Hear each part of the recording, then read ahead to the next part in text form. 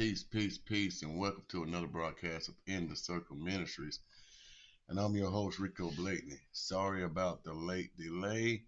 I thought I had it scheduled for 6, but I actually had it scheduled for 5. So if anyone got on earlier and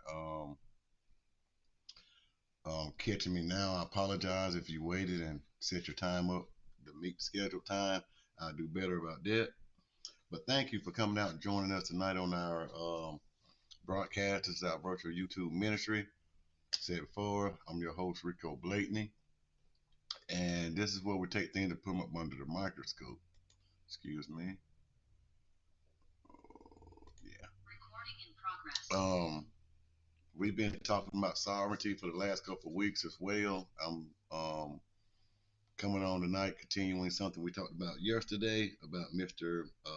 Lewis McFadden, and have a good title and a good show and some information to bring up and to talk about. Like I say, all of this is great information. All of the entertainment is spiritual, educational, and entertainment purposes only. None of it's sought to be legal advice, but some views and opinions about information, about thoughts and concerns. So as we kind of get into the night's show and lesson, I'm gonna try to leave room to show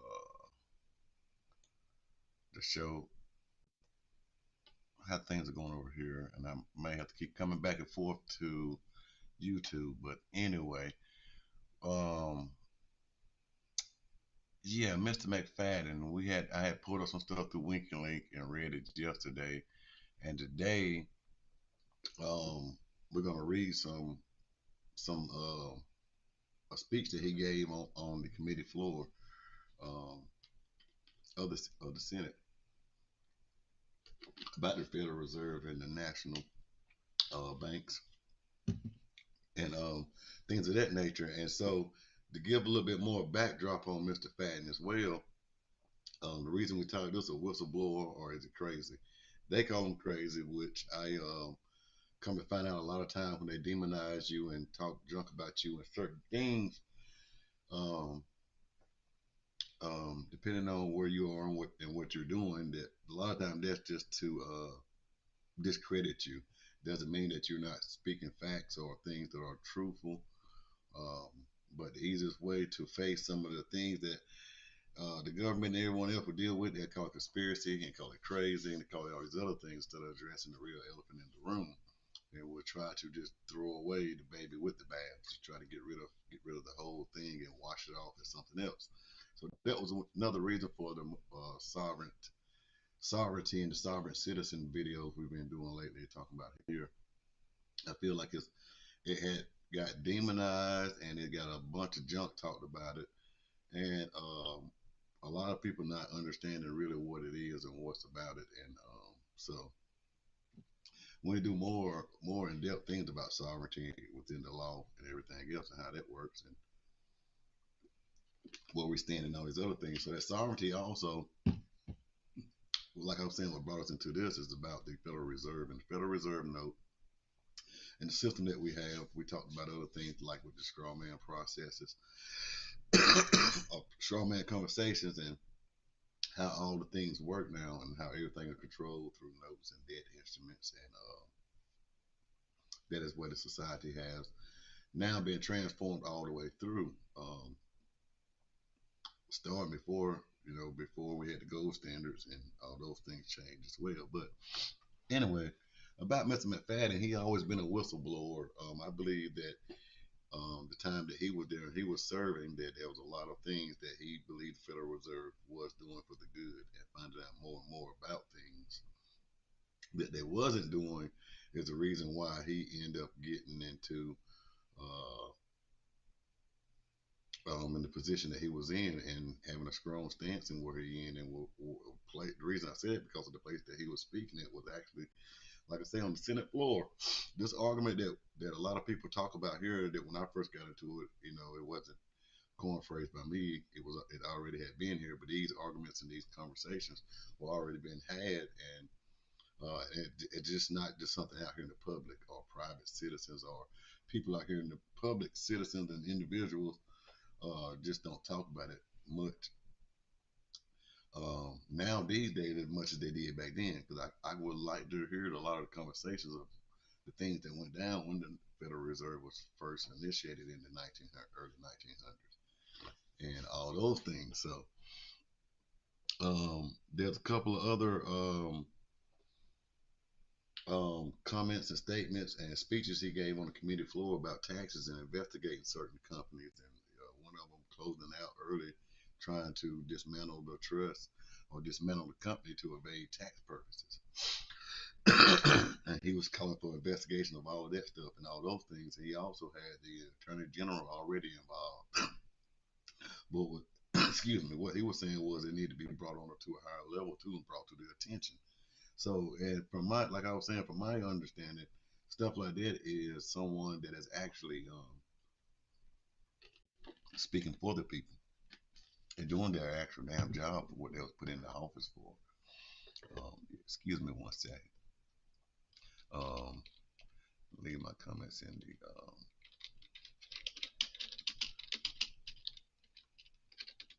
YouTube. Sorry about that. Yeah. So, um, even with that, Mr. Fadden was I feel like he was always a whistleblower. He was always one that was truth and believed that whatever it was that he was doing, like a lot of public figures that we do have as our fiduciaries, our trustees, and our public servants, a lot of them have a mainstream thought process about the things that they're doing and the laws and the understanding of a lot of it. And some of them venture out to actually see what's actually been going on instead of believing the lies or believing the mainstream thought process about what's been done with money or how laws are being done and how they view things and what all been done inside of these bills besides what they tell you on the news and they want you to know in the news or why they're voting on these bills and what they're about to do and about to pass and how they're about to do these things and then the people are left on the whim of whatever the government is doing and however they're handling themselves and whatever discussions and acts and statutes they come up with, passing it into law and enacting throughout society. So um, I feel like Mr. Fadden more so later on got fed up with stuff and seen some things and actually was a whistleblower. Like I said, we're gonna read some things too. So before we get into that too, there was a couple of people Mr. Fadden called out and, with the Federal Reserve and talked junk about. And what I want to do is I'm going to pull that up and share some of this information about this individual. If you give me just one second, I want to make sure. Yeah. Okay. So what I'm going to do is I'm going to share this here.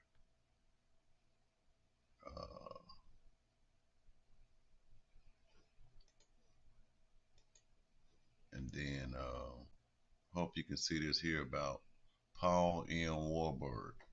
This guy here, Mr. Fadden, accused him on the floor in a speech I've been trying to find, where he called him actually like he said that this guy here took the Federal Reserves and uh, these bankers are the Jewish people, and they're the small percentage of people who control everything in the world. Small percentage of the population that controls the 1% that controls the 99. Um, through their banking and as like I say, these arguments have always been made and brought up. It is something that if you look at today as factual truth is that the Federal Reserve banks and the Federal Reserve notes and all these other things that they are issuing out, uh, they control the monies. Outside executives and all the other branches who are supposed to vote and to do whatever, but they're the initiators of it. And so before we get too deep into all of that, um, I want to show you just things here of why I believe a lot about Mr. Fadden and some of the things he was saying. I say that's just my opinion, my thought that it wasn't crazy. He was making value points, and I can't validate a lot of the claims that he's made here because I wasn't there. I can't find the information. I haven't looked up these actual transactions that we'll get into later on that he read about that he made against these people that was never rebutted, or they never said anything about them. Like I say, you'll see later on by the end of this how they washed over the whole thing by calling him crazy or saying he had belly aches. But Mr. Paul G. Wahlberg was sworn in as a member of the first Federal Reserve Board on August the 10th, 1914. He was appointed vice governor on August 10th, 1916. He resigned from the board on August the 9th, 1918. And prior to this, it was in the early 1900s when the Federal Reserve Board was created, or the Federal Reserve banks and all this other stuff. All this stuff was created. Like he's one of the first ones to be on the board and bring the boards. But anyway, I apologize about that. I'm getting ahead of myself. Wahlberg was born in Hamburg, Germany in 1868. He graduated from high school in Hamburg in 1886 and began working as an exporting firm there, working for an exporting firm there. He then moved on to positions at shipping and banking companies in London and Paris. He returned to Hamburg in 1895 and became a partner in the banking firm M. Warburg and Company, founded by his great grandfather. Warburg was a partner in the family firm until 1907. However, in 1902, he moved to New York City and excuse me, and joined his father-in-law's company as a partner overseeing international loans to several governments. In 1911, he became a naturalized U.S. citizen. He was naturalized. He went through the process of coming over here, living, stating a claim, and becoming naturalized. His parents were not from America, nowhere from him. He was born and raised over there in damn Germany himself. So this foreign, they talk about the Federal Reserve, the foreign bankers. They also go to the Illuminati and all these other people and all these other things, saying back then this was how they became to get into America and got their claws into it and was able to be the real owners, of they would call the real financiers, those that own the money controls the king. So anyway, sound like this guy here was set up, groomed, and sent there for a reason. And he come here for a reason. He only come here for one reason. He only got naturalized for one reason. He's already been into the banking, learning the family business. They already in their family already were big enough to be dealing with damn governments. They said he was dealing with international loans to several governments, to several governments. So this is some big time stuff. So he was already involved in this form of system that they was using too of negotiable instruments and banking and gold deposits and all this other stuff they did with banking. Okay. Um, so after he got naturalized in 1911, Wahlberg was considered one of the top authorities on central banking, both in Europe and the United States, and was active in monetary reform movements taking places in the United States in the early 1900s. He gave speeches, published several articles advocating the establishment of a U.S. central bank, and was unofficial advisor to the National Monetary Commission, which was established following the Panic of 1907 to study banking systems reform. In 1910, Warburg was one of six men, including Senator Nelson Aldrich. And this is another, the Aldrich is something else. We may get a chance, I think it'd be brought up in a couple of these speeches that we read about.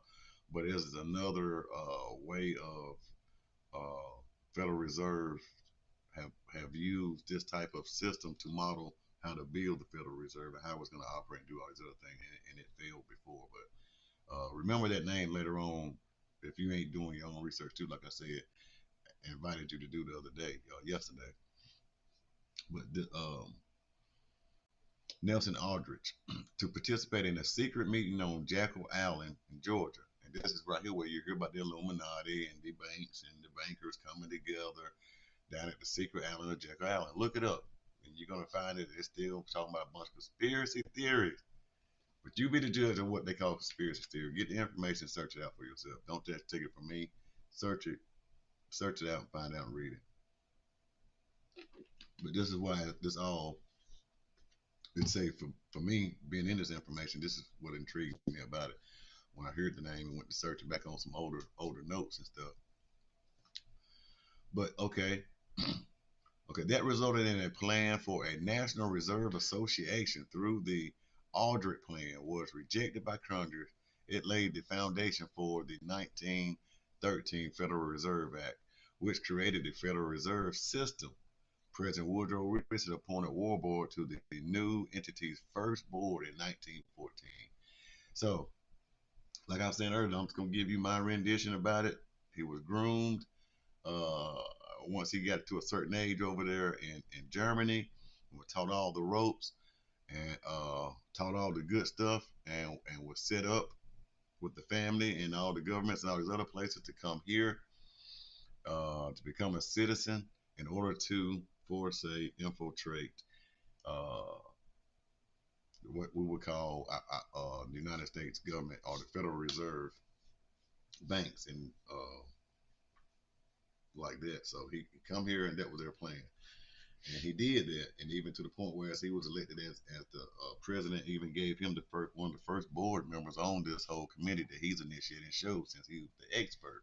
So who was to say he was not vocal in all the dealings and all the writings and the passing of the laws, or the things behind that happens on the golf course, that happen at the club, that happen at the secret society, all the conversations that they have that lead up to what they're going to bring out to the public and handle.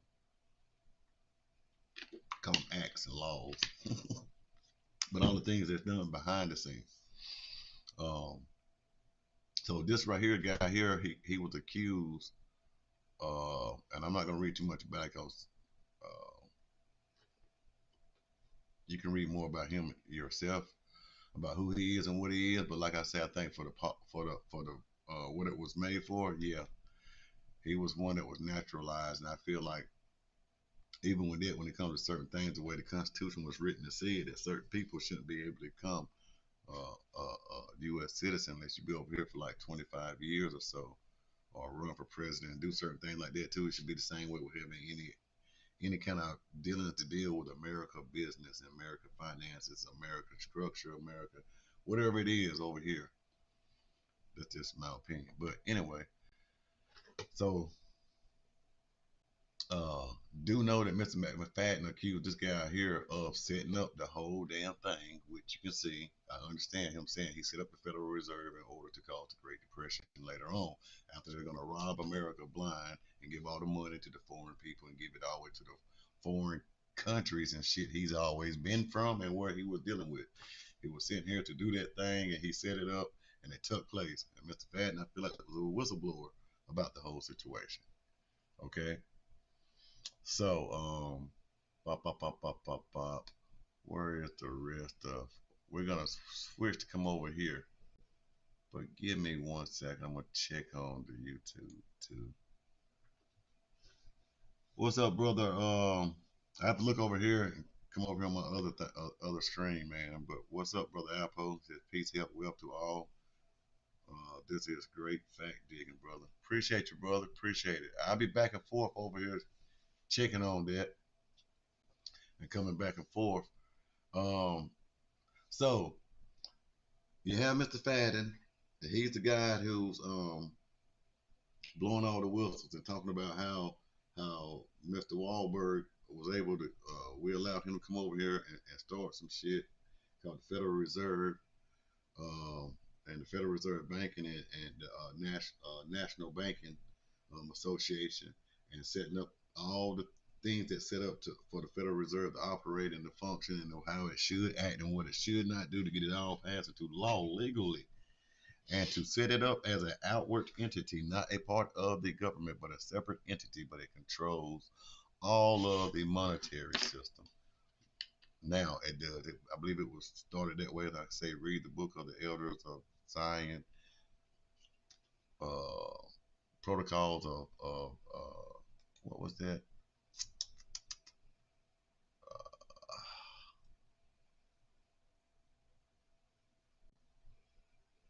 Uh, Trying to think of the name of the book. I was going back yesterday what we were reading about Mr. McFadden.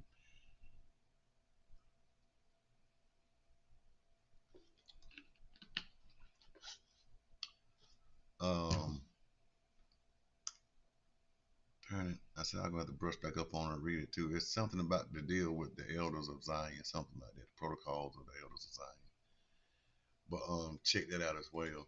But I'm gonna run over here real quick and try to find this about Mr. McFadden.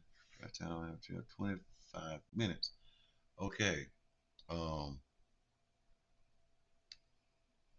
I think it goes from if you it go from page 12,595 down to 12,603 or 12,604. By the time we won't read all that today, but we will get to some of that. But we're gonna start off here. Congressional record. This is the 1932 speech given by Louis T. McFadden. 1932, yeah, Congressional Record House. This is the page where you can find it. If you Google it, you can better find the same speech too. If you start Googling the name and reading, you'll find it. But this is actually from the Congressional Record.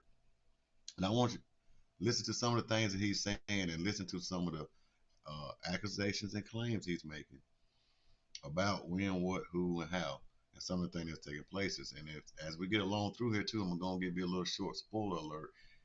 Um, After the Great Recession, or the Great Depression, or the Great Reset in 1929, when they came in with the HER 1982 and the Gold Repeal Act and the Banking Holiday Act and all those other things, they traded the gold of the American people. Everyone's supposed to turn in their gold, and this right here is supposed to be what was backing the U.S. dollar off the faith and the credit and the labor of the future credit labor and all the mortgages of the people. But the money in the dollar was supposed to be backed by gold, real gold, something of substance, money of substance, or a thing of substance that you could actually trade it in for and get a valuable object. So the gold was real currency. And now we have the Federal Reserve note, no more private notes, in a sense, no more state notes, no more local notes. Everyone used Federal Reserve notes as a universal form of money, supposed to be backed by, like I said, by the gold. And people want to know, where did the gold go? Where did the gold go? Is it in Fort Knox? Where's the gold? This guy here is gonna explain it out, tell you what the hell been happening to the gold and where did the gold really go. And then as you later on, I don't know if it was in the 40s, 50s, 60s, or the 70s when they got away from the gold standard and moved into the system that we're in now. I want to say it's in the 70s, not absolutely positive, but anyway, um, give me one more second. And I got it highlighted over here. Um, so let me see if I can go through and highlight a couple pages or pieces that we will read. I do have some other things to do tonight. So like I said, it'll take us a while to get through these. I think this will be a good place to stop.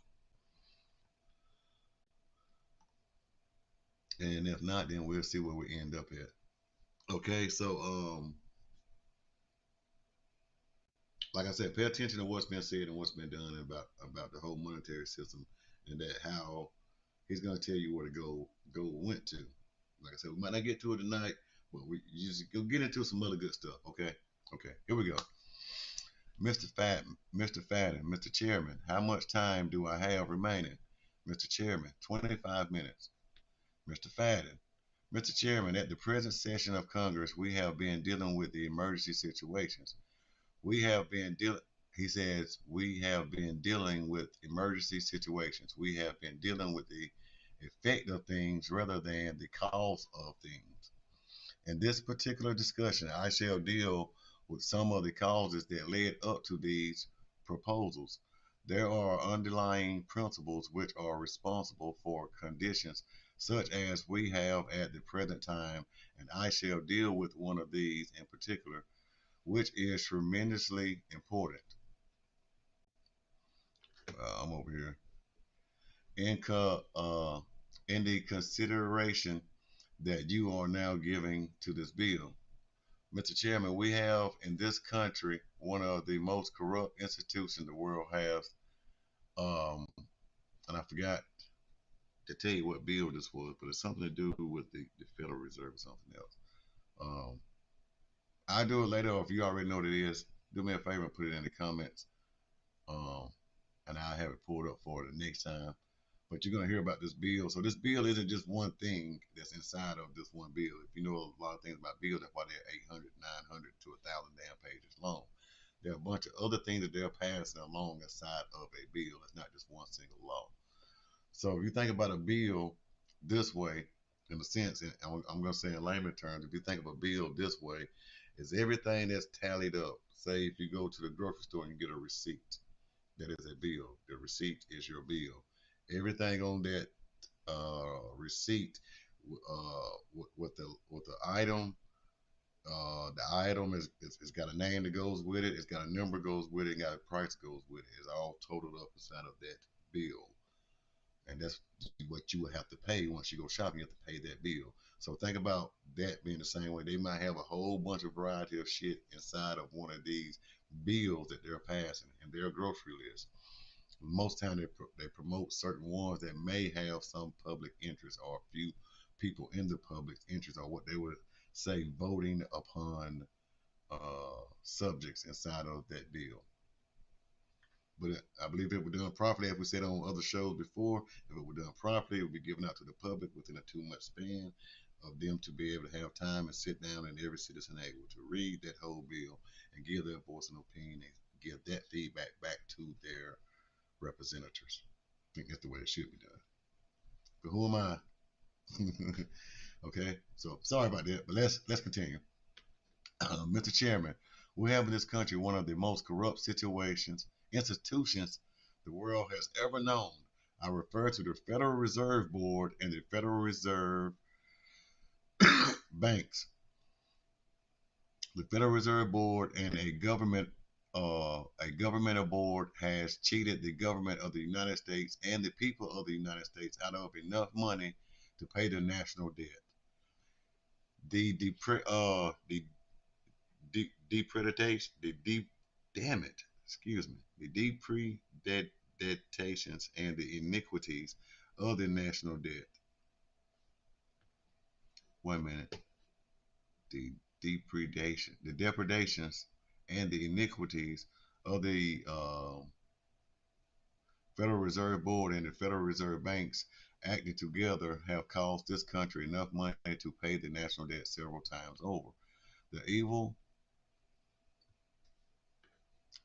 institution has impoverished and ruined the people of the United States, has bankrupted itself, and has particularly bankrupted our government. It has done this through the defects of the law under which it operates, through the maladministrations of that law by the Federal Reserve Board, and through the corrupt practices of the moneyed vultures who control it. Some people think the Federal Reserve banks are United States government institutions. They are not government institutions. They are private credit monopolies which prey upon the people of the United States for the benefit of themselves and their foreign. We're on this side. So it always, whenever you're reading the bill, they go from on the left side, from up and down, then over to the right side, from up and down. So that page be read from this way, then this way. Themselves and their foreign customers, foreign and domestic speculators and swindlers, and rich and predatory money lenders. In the dark crew of financial pirates, there are those who would cut a man's throat to get a dollar out of his pocket. Here are those who send money into states to buy votes to control our legislation.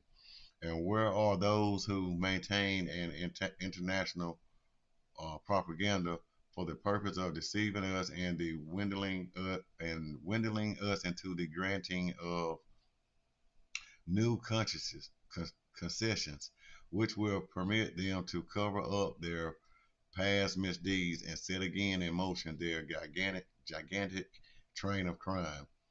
Those 12 private credit monopolies were deceitfully and disloyally fostered upon the country by bankers who come here from Europe and who repaid us for our hospitality by undermining our American institution. Those bankers took money out of this country to finance Japan in a war against Russia. They created a reign of terror in Russia with our money in order to help war along. They instigated the separate peace between Germany and Russia, and thus drove a wedge between the Allies in the World War. They financed Trotsky's mass meeting in discontent and rebellion in New York. They paid Trotsky's passage from New York to Russia so that he might assist in the destruction of the Russian Empire. They fomented and instigated the Russian Revolution, and they placed a large fund of American dollars at Trotsky's disposal in one of their branch banks in Sweden, so that through him Russia's homes might be thoroughly broken up and the Russian children flung far and wide from their national protectors. They have since begun the breaking up of the American home and the um, dispersal of American children. And before I go further, there was something else I was thinking about. I did want to tell you about it. He also they have the act, and it's called the McFadden Act. And in it, he was saying that he was trying to control the way the national banks were being able to operate versus like the state banks, and saying that they're going to be here, they're going to operate this way, and only and it was to restrain them from having as much power as they had. So this was an act that he had written before that they give him credit for writing, but not for what they want to say it's for, saying it for giving the federal government, the federal banks, uh, uh, perpetuities. They're able to be able to do ever have those banks and be able to operate in that charter with all perpetuity, something like that. But it would have been up under those same guidelines and rules that he was saying. If you're going to be here, you're going to be in competition with the state banks. You're not going to be able to come in here and be the big dog over nothing. You're not going to be able to do any international trading and going back and forth throughout all these governments and the way you've always been doing, the way Mr. Wahlberg set it up and allowed them to do. Mr. Warburg, my bad, that he talked junk about. But I want to tell you that part too. But but in here he's talking about something that's going on with the Russians and the people and the money, and how they took that money and did a couple things over there in Russia, and how they was able to use the bank to do it and use American money to do it. Okay. And later on, you get into more detail about how they're able to take the American money and to do some of these things. And you just have to be a screwed enough to hear, listen, and see. All right. It has been said that President Wilson was deceived by the intentions of those bankers and by the philanthropic philanthropic poses they assume. It has been said that when he discovered the manner in which he had been misled by Colonial House, he turned against that busybody, that holy monk of the financial empire, and showed him the door. He had the grace to do that, and in my opinion, he deserved great credit for it. So the President Wilson seen something that was happening with the Colonial House and how they were doing some other things that he wished didn't have much knowledge about neither. When you read about Wilson and a couple other people, they didn't know too much about banking, but when he found out what was going on, saying they got rid of him. They handled him the way they should have, right? President Wilson died a victim of deception. When he came to the presidency, he had certain qualities of mind and heart which entitled him to a high place in the councils of this nation. But there was one thing he was not, and which he never aspired to be. He was not a banker. He said that he knew very little about banking. It was therefore on the advice of others that the Iniquities Federal Reserve Act, the death warrant of American liberty, became law in his administration. Mr. Chairman, there should be no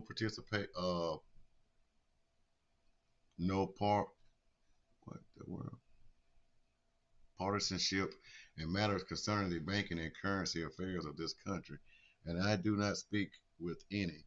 In 1912, the National Monetary Association, under the chairman of the late Senator Nelson W.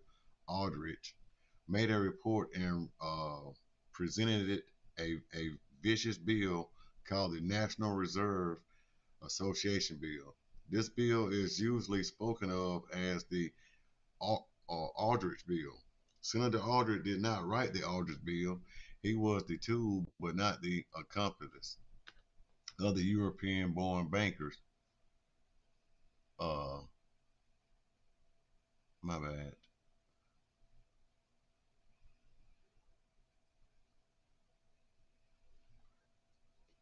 But not the accomplice of the European-born bankers, who for nearly 20 years had been scheming to set up a central bank in this country, and who in 1912 had spent and were continuing to spend vast sums of money to accomplish their purpose. The Aldrich Bill was condemned in the platform upon which Theodore Roosevelt was nominated in the year of 1912, and in that same year, when Woodrow Wilson was nominated, the Democratic platform, as adopted as the Baltimore Convention, at the Baltimore Convention, expressly stated, "We are opposed to the Aldrich Plan or a central bank." This was plain language. They said they went with it. Now we oppose all that shit. Y'all going with that plan, that bank. We don't want no central bank. We don't want the Federal Reserve Bank. We don't want these Jewish controlled bankers coming over here setting up like they've been wanting to do. The men who ruled the Democratic Party then promised the people that if they were returned to power, there would be no central bank established here while they held the reins of government. 13 months later, that promise was broken, and the Wilson administration, under the tutelage of those sinister Wall Street figures who stood before Colonial House, established here in our free country the worm-eating monarchical institution of the King Bank to control us from the top downward and to shackle us from the cradle to the grave. The Federal Reserve Act destroyed our old and characteristic way of doing business. It discriminated against our one name commercial paper, the finest in the world. It set up the uh, antiquated two named paper, which is the present source of this country and which has wrecked every country which has ever given it scope. It fastened down upon this country the very training tyranny from which the framers of the Constitution sought to save us. One of the greatest battle for the preservation of this republic was fought out here in Jackson Day, when the Second Bank of the United States, which was funded upon the same false principles as those which are exemplified in the Federal Reserve Act, was hurtled out of existence. After the downfall of the Second Bank of the United States in 1837, the country was warned against the dangers that might ensue if the predatory interests, after being cast out, should come back in disguise and unite themselves to the executive and through him acquire control of the government.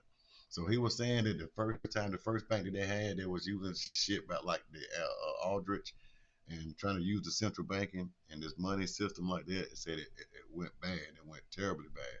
The second one came, they were saying unless this joker come back disguised as the first one, can creep his way back into the system and do this shit again, it's gonna be jacked up. So they was opposed it, they was against it, and they didn't want to deal with it. But nevertheless, it was able to weasel it way back in and disguise itself and unite themselves to the executive. Okay. That is what the predatory interests did when they came back in the livery of hypocrisy and under false pretenses attained the passage of the Federal Reserve Act. The danger that the country was warned against came upon us and is shown in the long train of horrors attended upon the affairs of the treacherous and dishonest Federal Reserve Board and the Federal Reserve Banks. Look around you when you leave this chamber and you will see evidence of it on all sides. This is an era of economic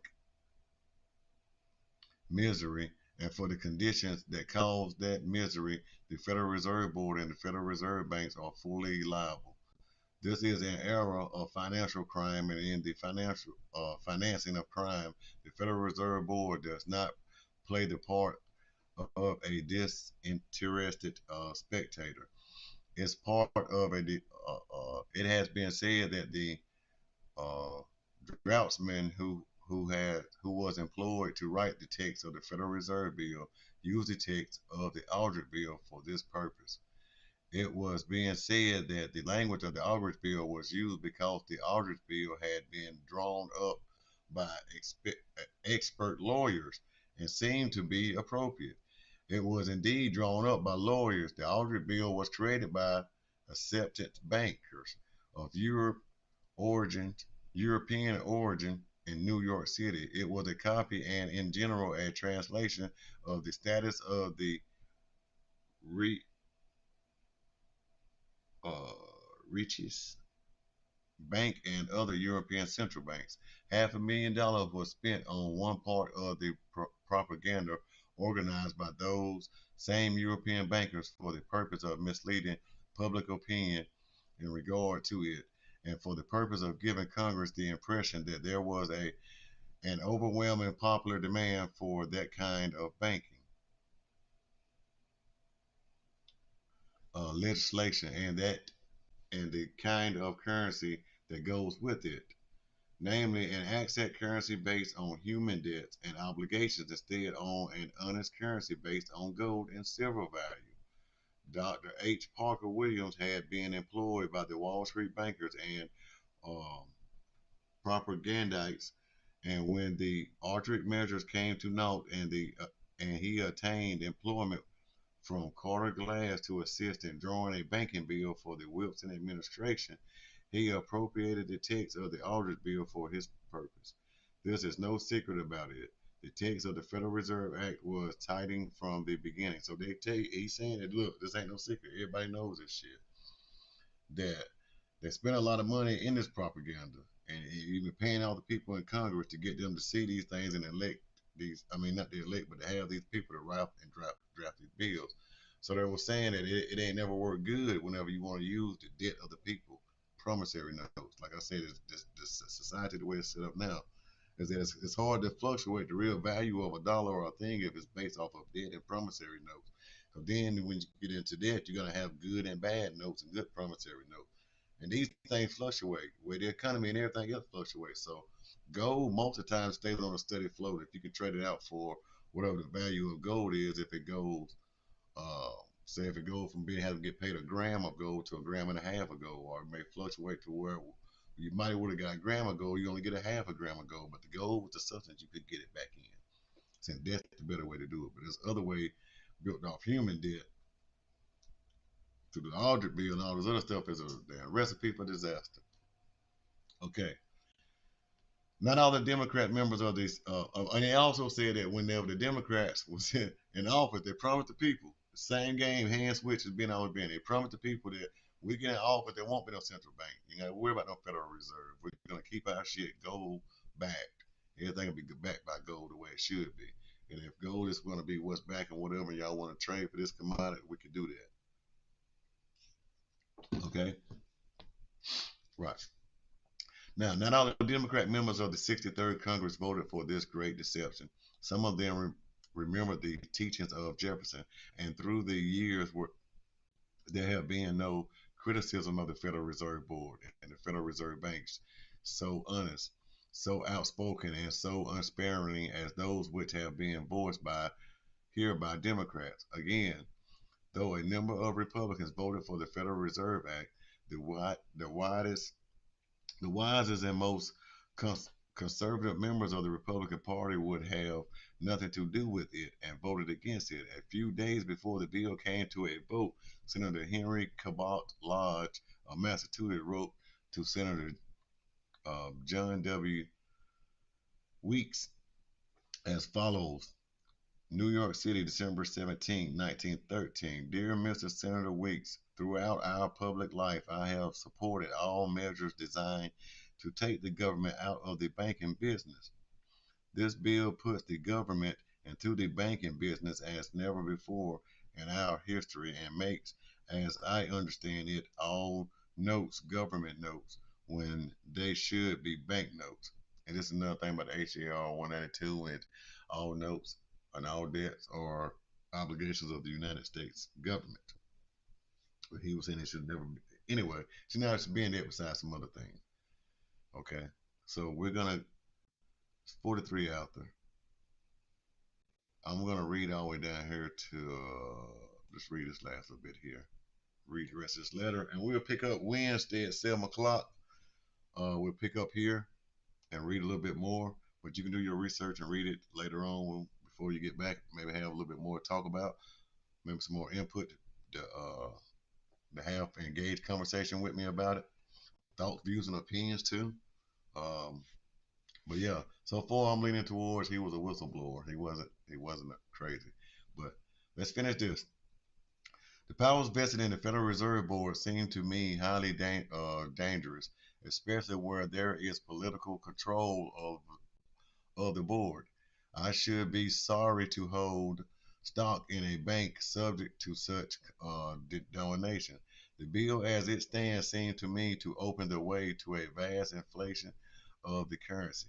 There is no necessity of dwelling upon this point after the remarks and most powerful arguments of the senior senators from New York. I can be content here to follow the example of the English candidate for uh, Parliament who thought it enough to say ditto to Mr. Burrick. I will merely add that I do not like to think that any law can be passed which will make it possible to submerge the gold standards in a flood of irredeem- irredeemable paper currency. I had hoped to support this bill, but I cannot vote for it as it stands because it seems to me to contain features and to rest upon principles in the highest degree menacing to our prosperity, to stability in business, and to the general welfare of the people of the United States. Very sincerely yours, Henry Calvert Lodge. In the 18 years which have passed in Senator Lodge. Okay, we'll get into that later on. So, uh, I'm gonna stop sharing that. So that right there is about Mr. Fadden and some of the speeches that he's making on the floor of the Senate, and it's going to get real good and deep in detail. He's going to tell a bunch more other things. So I look forward to seeing you. Hope you stay tuned. Thank you for everyone coming out for joining. Thank you for everyone liking. Thank you for everyone commenting. Um, and thank you to everyone that's been um, that's been here tonight. Look forward to seeing you soon. Wednesday at 7 o'clock. We'll continue more and more about this subject and topic. But until then, I love you guys. You guys have a great, great night. Have a great and wonderful uh, next couple of days until we see each other again. And I'm trying to get over here so I can end this. And you guys have a great night. Sorry.